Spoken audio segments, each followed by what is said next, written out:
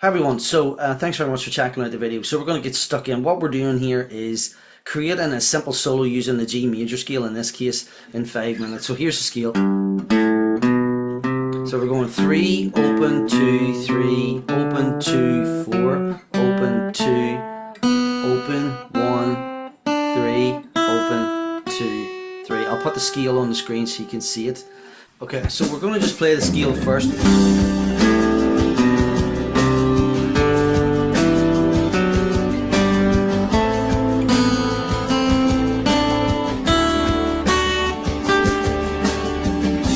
That's going C to G there.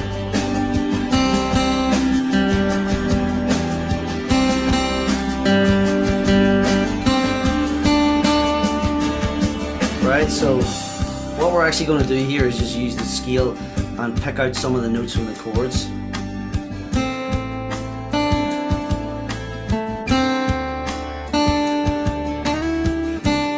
Five techniques, right? So we're going to do a hammer on.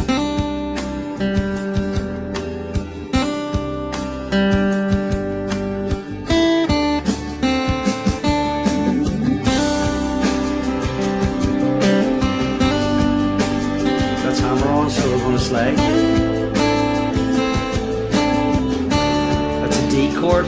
So I'm sort of following the chords.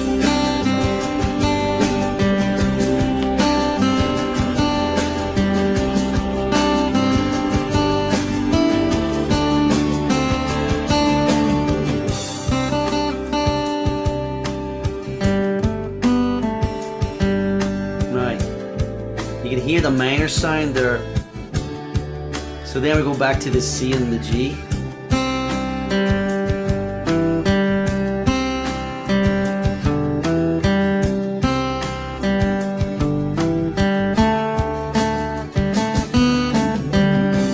Okay, so you can see there what I was doing. I was using the open string scale.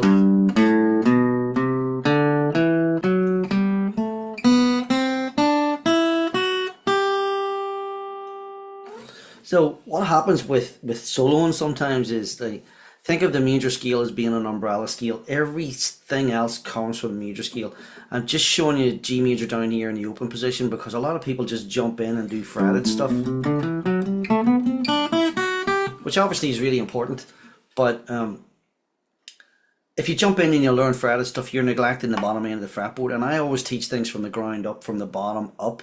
So in my Get Playing Guitar Accelerator program, it's actually one of the higher modules is on the soloing, but I'm going to make it available as a standalone program. So if you're interested in learning lead guitar and you kind of like the way this sounds, watch out. I'm going to put some links in when I get it organized underneath, and you can purchase that and you can work with me. There's also messenger help as well, and you can send me your videos and I'll critique them and give you some tips. The whole thing is I want you to think of the scale as the parent. Imagine an umbrella and the scale is sitting there at the top. And all the other stuff you do in music, in the Western world anyway, comes from the major scale. So remember, you've got your notes from the scale as we're playing it. You've got your G chord in there, right? Your chord tones, if you're doing that G, you've got a D note there as well. In this track, we've got a C chord, so obviously the C note. So the notes from the track, I'll put the chords up on the screen and the scale up on the screen, and you'll see what I mean, how you heard there I was creating a bit of repetition to give it some structure. So you have to structure what you're doing. You don't want it to be, you know, it has to have some structure. And a simple way to do it is to follow the chords. But I didn't follow all the chords. I let the song come through and I just played. And